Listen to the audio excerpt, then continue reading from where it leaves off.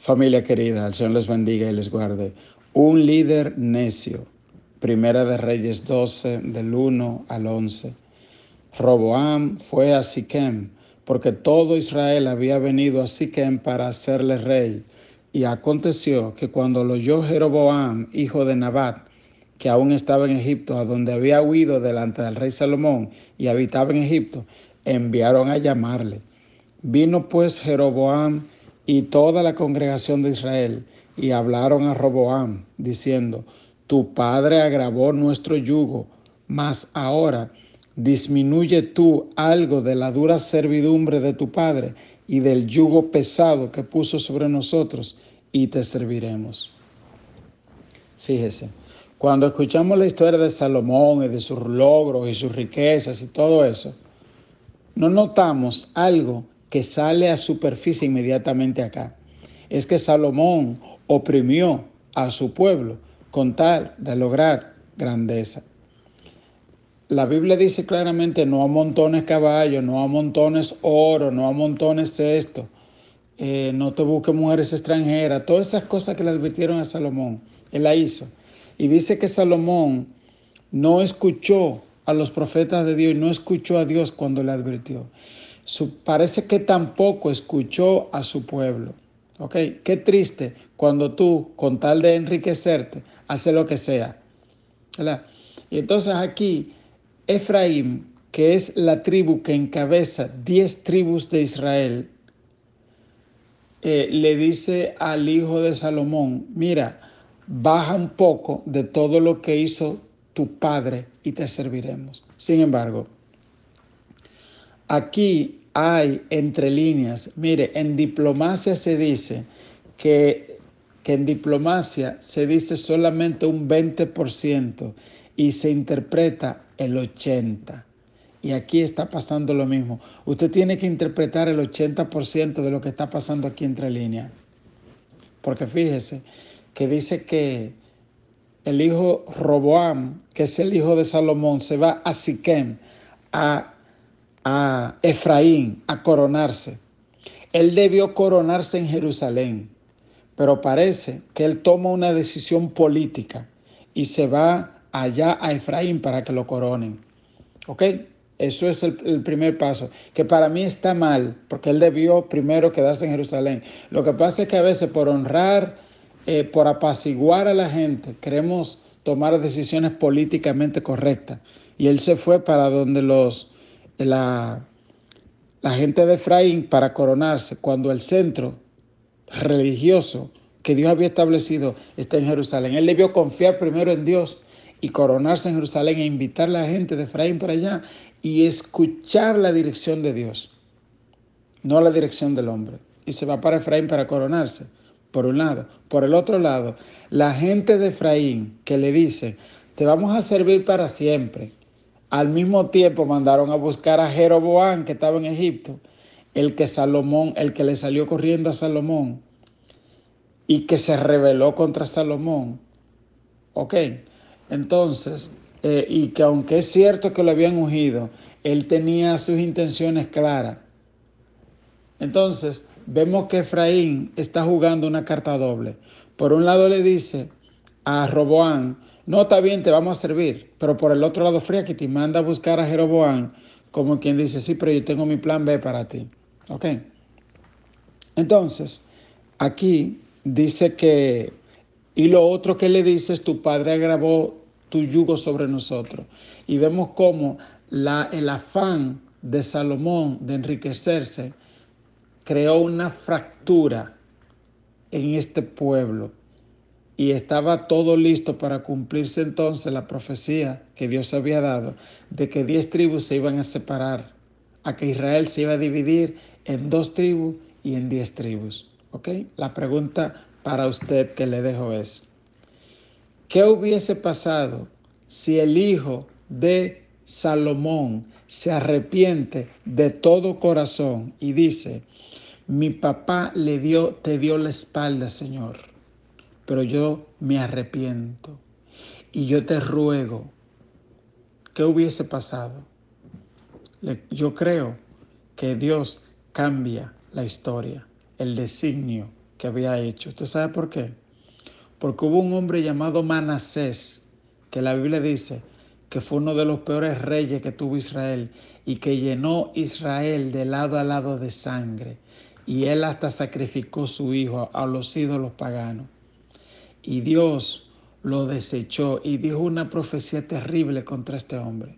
Pero dice la Biblia que él se humilló y anduvo humillado y se metió en ceniza y silicio y ruego. Y la Biblia no dice cuánto tiempo este rey estuvo humillado delante de Dios, pero dice que Dios tuvo que decir, mira cómo se ha humillado este hombre. No voy a escuchar. Y aquí hay una gran pregunta.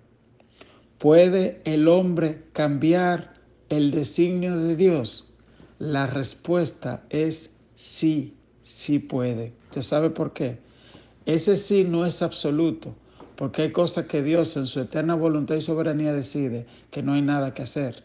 Pero hay otras cosas que nosotros la provocamos o la dejamos de provocar por nuestra obediencia o por nuestra desobediencia. Y entonces no es que ya Dios cambie su voluntad necesariamente, sino que fíjese, cuando usted toma decisiones que se alinean a la voluntad de Dios, toda la creación se alinea contigo, porque la creación se alinea con la palabra de Dios. La Biblia dice, busca primeramente el reino de Dios y su justicia y todas las cosas te serán añadidas. Ok. Cuando tú buscas primero, y la Biblia dice, el bien y la misericordia me seguirán. Es decir, cuando tú buscas la cosa de Dios, hasta la riqueza, hay unos principios que dicen que esas cosas te van a caer atrás de ti. Y la Biblia dice, y todo lo que hicieres te saldrá bien, dice la Biblia. Porque cuando uno escoge honrar a Dios, hermano, mire, eso se da en lo espiritual y en lo físico también. Y no me quiero extender mucho en este devocional, pero déjeme decirle algo, mire.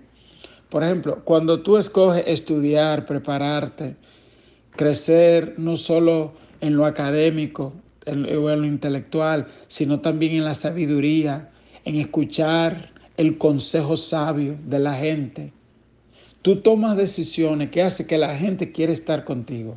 ¿Tú ves? Porque tú cultivaste esto. Entonces, Dios honra ese esfuerzo tuyo. Tú sembraste una semilla de honra, de esfuerzo, de trabajo, de dedicación, y Dios premia eso. Eso fue lo que le dijeron a Josué cuando le dijeron esfuérzate y sé valiente. Esa cosa que Dios le dio al hombre, que es la persistencia, el no rendirse por alcanzar lo bien hecho. Cuando tú vienes de un campo que te creíste, te criaste tal vez pasando tanta dificultad, pero tú dices, no, yo voy a echar para adelante. Dios bendice eso en lo secular, en lo espiritual es igual. Hay principios espirituales que se activan. Por ejemplo, cuando Dios te dice, honra a tu padre y a tu madre. Cuando Dios te dice, busca primero el reino de Dios y su justicia. La llamada economía de Dios, de la que yo he hablado poco, pero que un día eso tengo que hablarle más. La economía de Dios, cuando tú le das a Dios lo mejor y primero a Él, y se activan unos principios, ¿ok? También a favor tuyo. Y sí, yo sé que mucha gente ha manipulado eso y eso, ¿verdad? Da pena, pero eso es también otro de esos principios que se activan. Vamos claro. Y que hay mucha gente que son impíos y que ni van a la iglesia, pero que honran a Dios primeramente con sus primicias, con sus cosas. Y Dios activa cosas a favor de ellos. Vamos claro.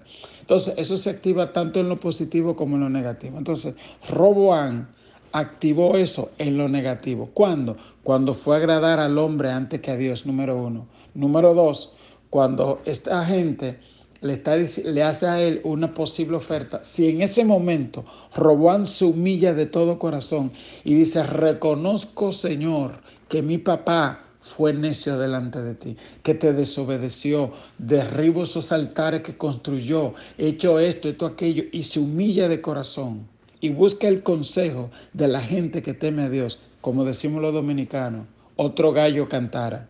Pero él no solo siguió las necesidades de su padre, sino que la agravó. Y eso es lo que vemos acá cuando Efraín, las 10 tribus, le hacen esta petición en el verso 5, dice el verso 5, y él les dijo, váyanse y vengan de aquí a 3 días. Y el pueblo se fue.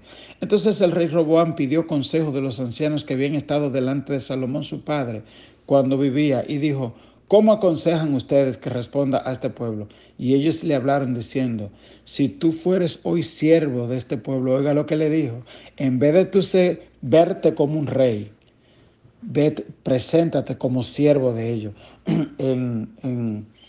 En la cultura corporativa, a eso le llaman servant leadership, liderazgo de servicio, donde tú no te ves como un jefe, sino como un líder, sino como un colaborador de tu equipo. Ese fue el consejo sabio que le dieron los ancianos al orgulloso hijo de Salomón. Y le dijeron, preséntate como un siervo. Ok, y le dijeron, y los sirvieres y respondieres buenas palabras, ellos te servirán para siempre. Pero él dejó el consejo que los ancianos le habían dado y pidió consejo de los jóvenes que se habían criado con él y estaban delante del gran error. Muchas veces también nosotros descuidamos el consejo de nuestros padres y preferimos el consejo de los jóvenes.